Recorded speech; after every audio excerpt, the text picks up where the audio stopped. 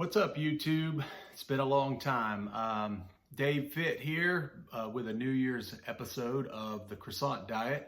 I wanted to cover some of the basics because quite a few people asked on how to get started. So I've covered some of this in other videos before, but if you're looking to do something that is not super restrictive for the new year and you want to lose weight, you can do what I did, which is the Croissant Diet by Brad Marshall. If you haven't checked him out or his website, you need to go to fireinabottle.net. That's where I started reading and I learned about this. And I won't cover all of the stuff because it's in the other videos, but basically I was skeptical at first, but I read the science behind what Brad was doing and it was intriguing and I gave it a shot.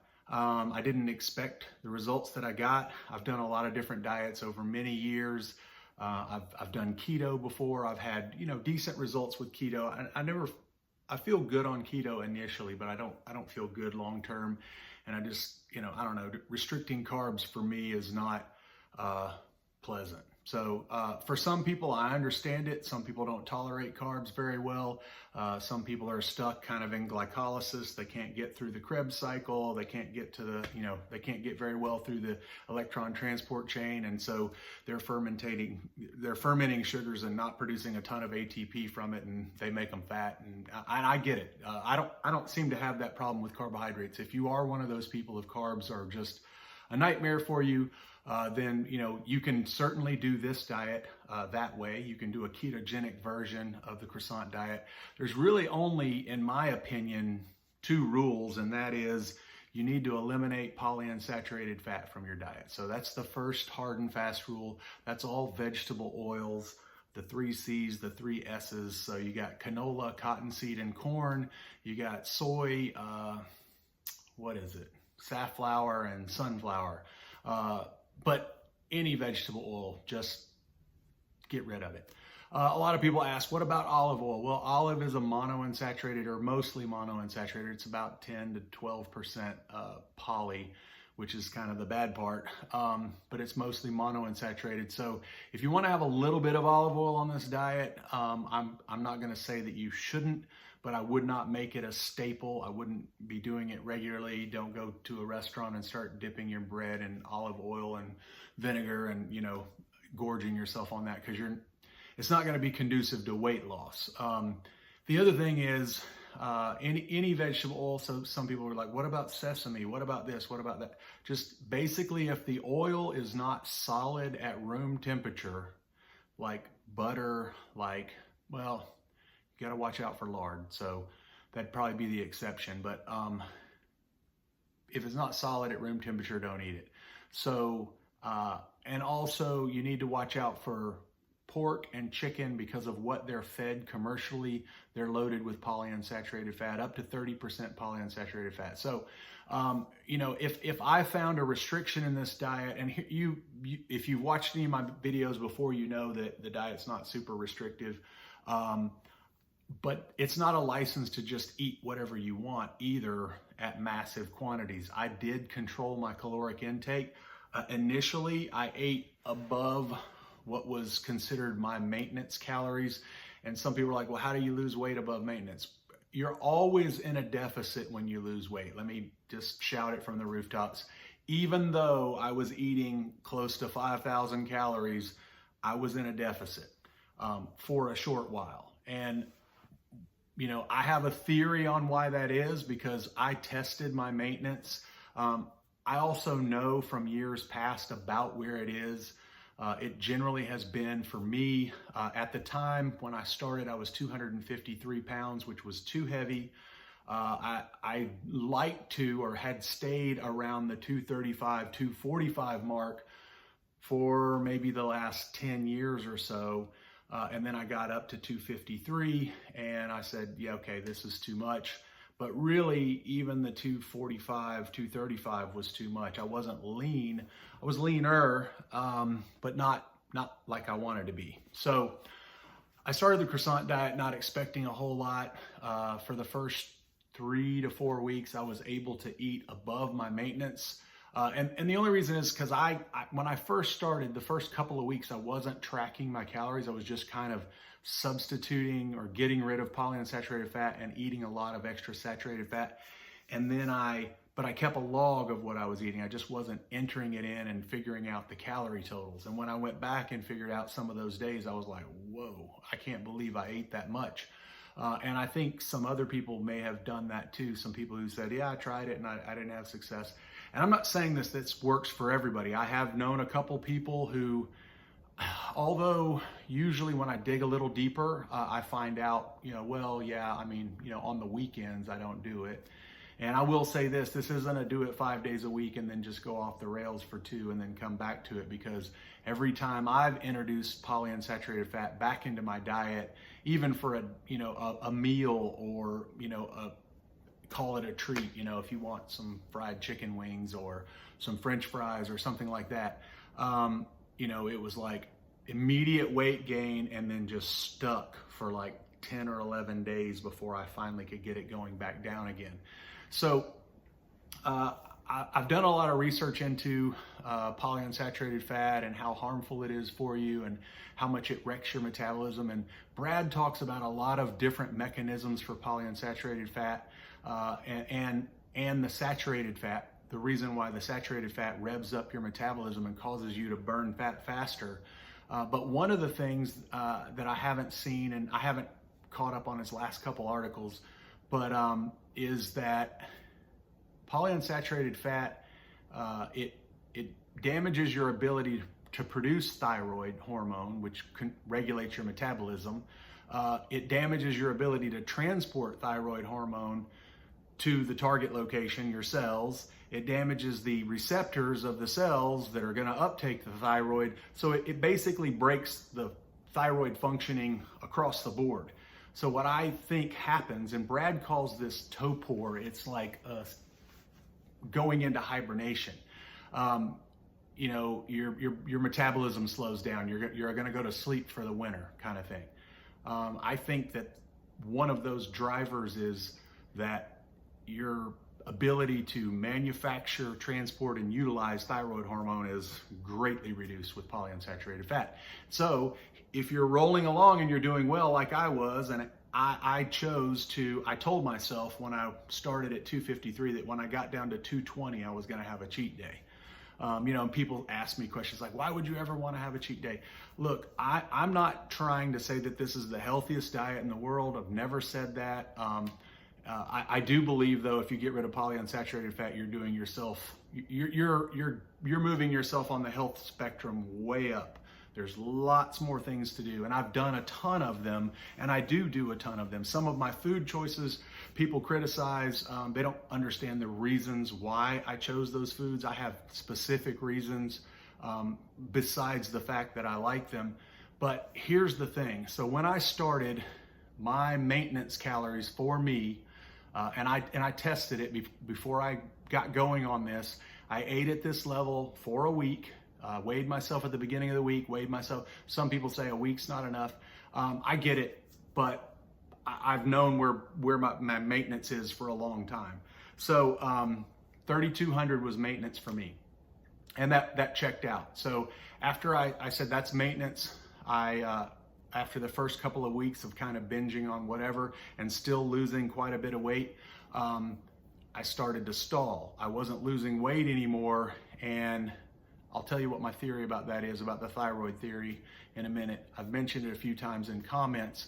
But basically what I feel like happened was my body suddenly was able to manufacture or transport or utilize thyroid better than it had in years, because I had a lot of polyunsaturated fat in my diet, just like most Americans do. And a lot of times people are like, well, I don't cook anything in vegetable oil. It's like, I don't eat. Okay, you never eat chips, you never eat crackers, you never eat cookies, you never eat fast food, you never eat out. I mean, the list goes on. It's like if you do any of those things, you got a lot of polyunsaturated fat in your diet. So you can't avoid it, but it's hard. And really, it's a gamble when you eat out. I mean, people at restaurants the server, unfortunately, a lot of times just doesn't know. So you got to be careful when you eat out. But I have found things that work. Also, my diet was regimented. I come from a background many years ago. I'm 54 years old now. Back in my late 20s and early, well, right at 30, I competed on a very amateur local level bodybuilding. And so, I'm used to eating in a regimented way. I used to be a personal trainer. I don't know how many years ago it was, more than 30 years ago, 25. Anyway, it's not important. What I did was I figured out my maintenance, and then I said I'm going to subtract 10% from that. So for me, it was roughly 2,900 calories a day is what I chose to eat after my weight loss stalled from eating excessively, for a couple weeks. I still was losing. I mean, actually quite a bit, like 14 pounds. Other people don't have the same results. I've seen a lot of people who their weight loss rockets at first and then it kind of slows down. They did that for me. I probably lost half of my weight in the first 6 weeks, and I lost the other half in the next 6 months. So, and I've seen that multiple times. I've got a couple of friends, similar results, lost quite a bit right up front, and then just a steady, pound, 2 pounds, 3 pounds, occasionally there'll be a flat week. That happened to me. That's nothing to be alarmed. If it's been moving down, just stick with it. The next week, a lot of times people will message me and say, hey, my weight loss stalled. And I usually tell them something really counterintuitive. I say, well, keep eating what you're eating. They explain to me what they're eating. Keep eating what you're eating. Maybe add a tablespoon or 2 more butter to your diet every day for the next 2 or 3 days. Just cook it with your food.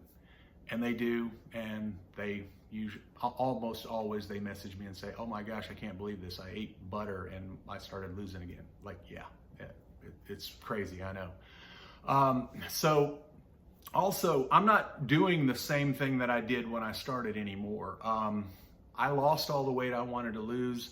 I have kept all that weight off for, I guess, almost 8 months now. I got all the way down to 206. That was too thin. I got to 215, said that's where I want to be.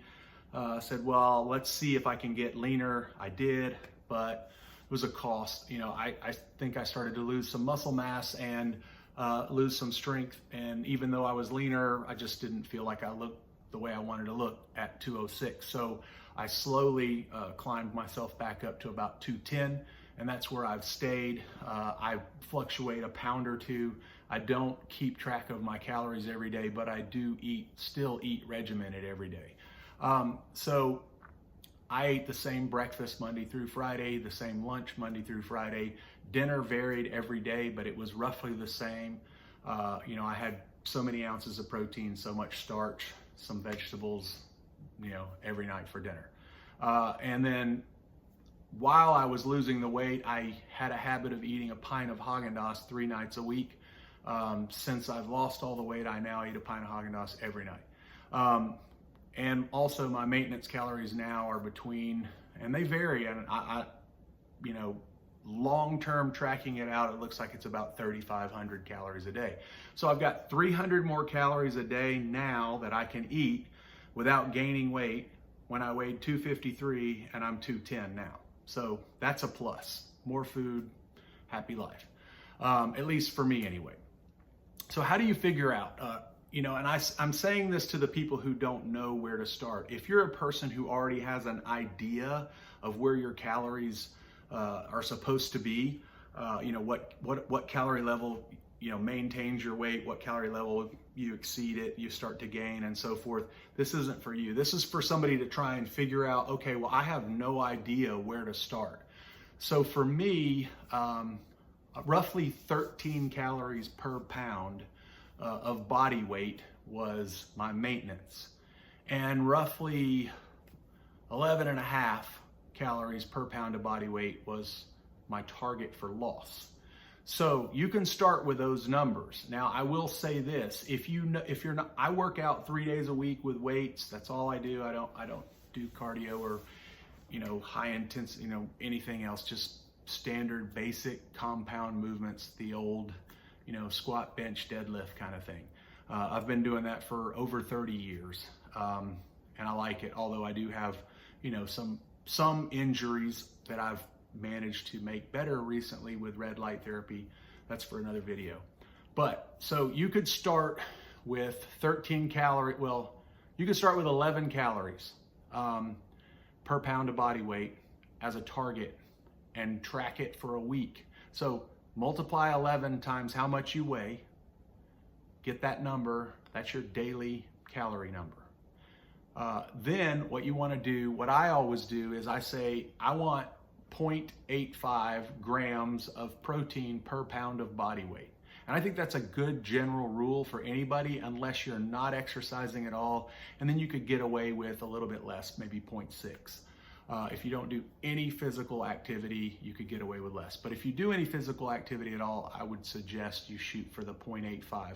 I've read a bunch of studies on protein consumption and your ability to utilize it, convert it to muscle tissue, repair, and so forth. And it seems that the cutoff as far as for benefits is at 0.85 grams per pound. And it's usually 0.85 grams per lean pounds, but we won't get into that. It works, 0.85 grams per pound. So for me, that was roughly 160, 165 grams of protein a day. For you, if you weigh quite a bit less than me, it might be 100 grams a day.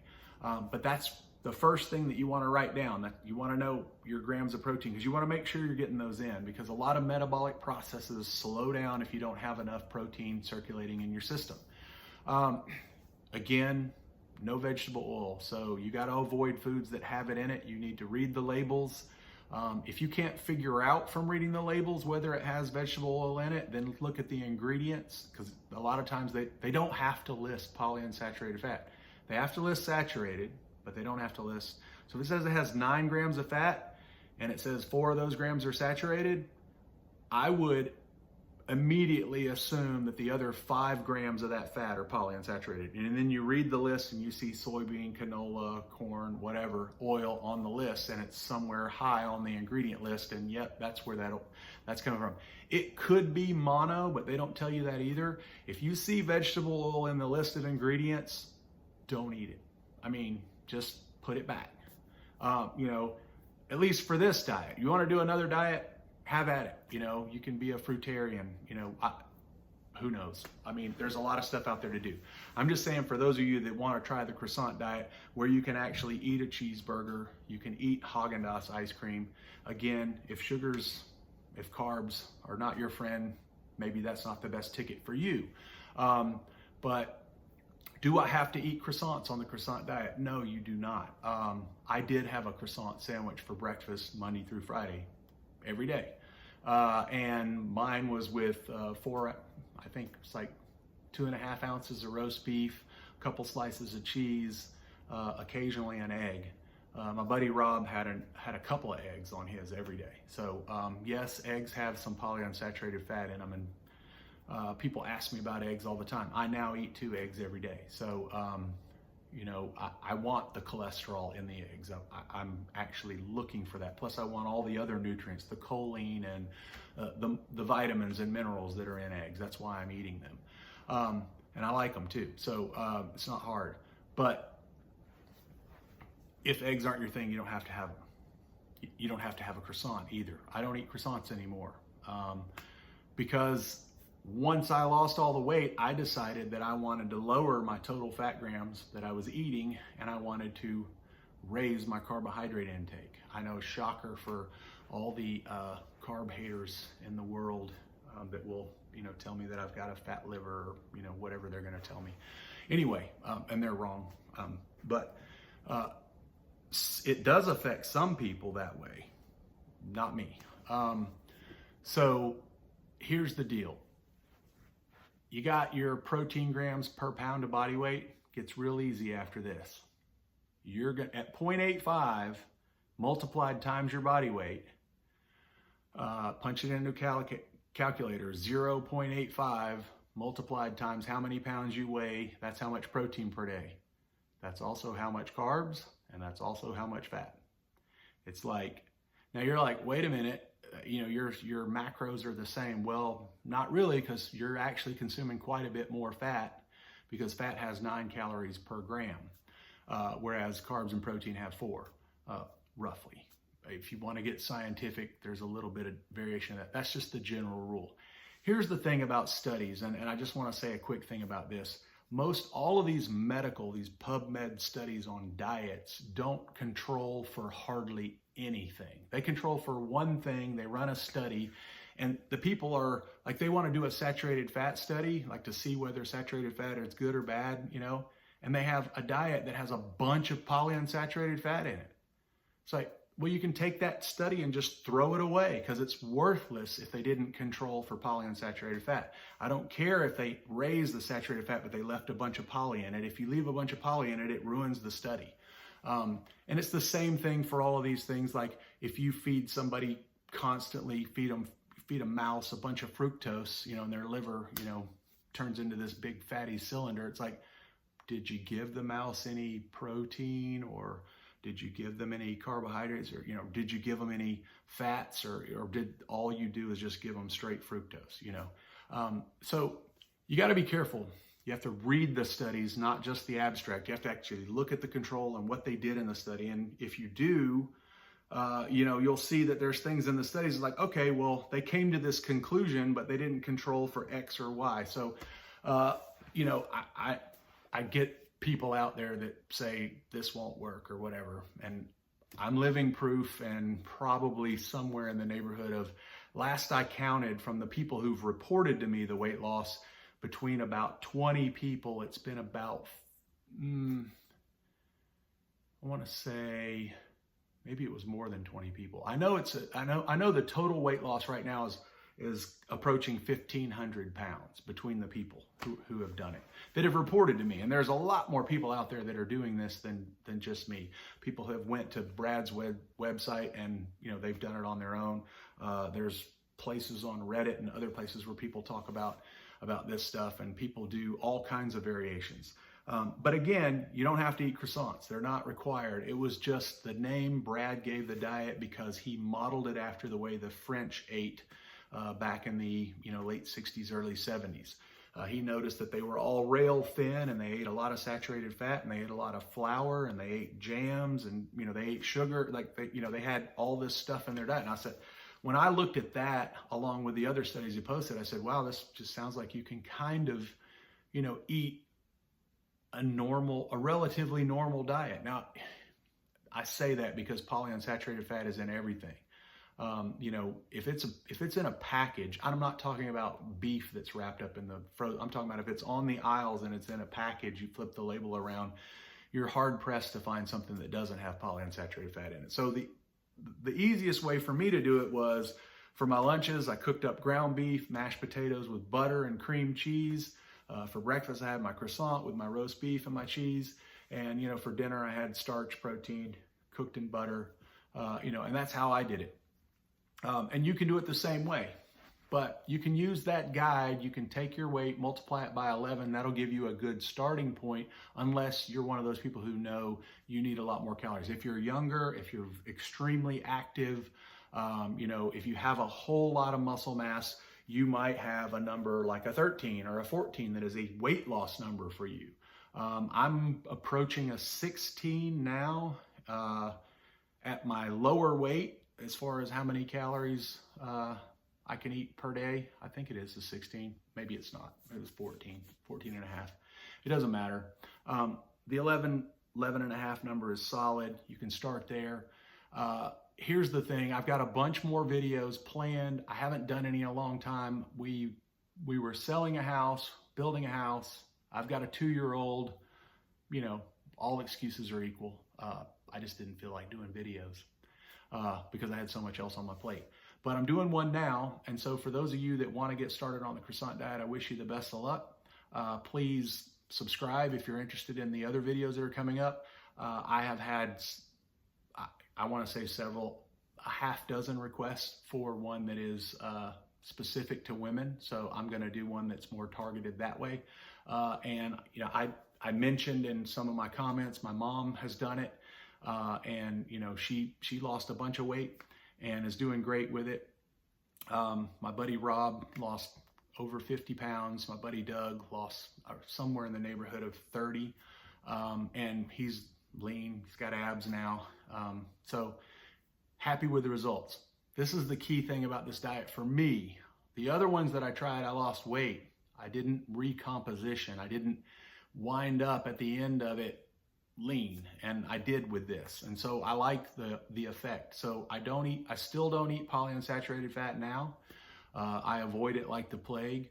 I will say that on a rare occasion, my wife is from the Philippines, and she makes an amazing egg roll. They call them lumpia in the Philippines, and they're fantastic. And we have made them with beef tallow, and I think they're great that way. She doesn't like them that way. She likes them cooked in vegetable oil. So, if she cooks some of those and it's been a month or two, I might eat a couple. And I'll pay the consequences. The scale will just not move for, or I'll gain a couple pounds and it'll just stay there for a week and then it'll taper back down, whatever. I'm not trying to lose anymore, so it's not really relevant.